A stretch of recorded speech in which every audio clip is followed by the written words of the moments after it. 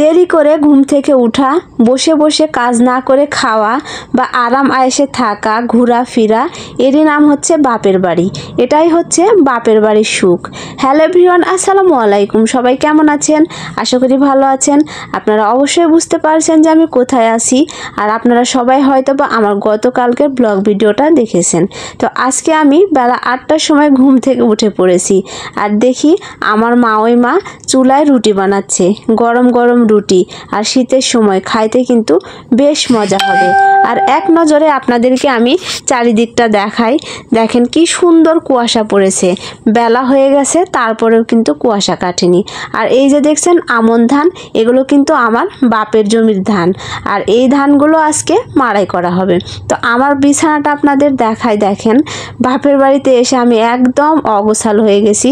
এই বিছানায় আমি, আমার মেয়ে, আমার মা আমরা তিনজনেই কিন্তু ঘুমিয়েছিলাম। তো সর্বপ্রথম বিছানাটা তো গোছাতেই হবে। তো এই যে বিছানা গোছানোর কাজে লেগে পড়েছি। যেহেতু আমাকে দিয়ে এখানে কোনো কাজ করে নেওয়াই হচ্ছে না, তো ভাবলাম বিছানা গোছানোর কাজটা তো আমি করতেই পারি, এটা তো কোনো ভারী কাজ না। সেই জন্য বিছানাটা সুন্দরভাবে আমি গুছিয়ে নিচ্ছি।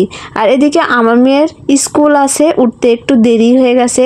আর যেহেতু তাকে স্কুলে যেতে হবে, স্কুল কামাই করা হবে না, সেজন্য মেয়েকে তাড়াহুড়া করে উঠিয়ে দিয়েছি। মেয়ে আমার হাত মুখ ধুয়ে সুন্দরভাবে ফ্রেশ হয়ে চলে এসেছে। তো মেয়ের চুলটা এখন বেঁধে দিচ্ছি। ওর আব্বু ওকে নিতে আসবে। আর অনেক দিন পর আজকে কিন্তু একটা রাত আমি বাপের বাড়িতে থাকলাম। আর বাপের বাড়ি থেকে আমাকে যেতেই মন চাচ্ছে না, মনে হচ্ছে আর কয়েকটা দিন থেকে যাই। কিন্তু কি আর করার, একা সংসার থাকা হবে না। আর এই যে দেখেন আমার মা আমাকে একটা ডিম সেদ্ধ করে দিয়েছে, আমি ডিম সেদ্ধটা খাচ্ছি।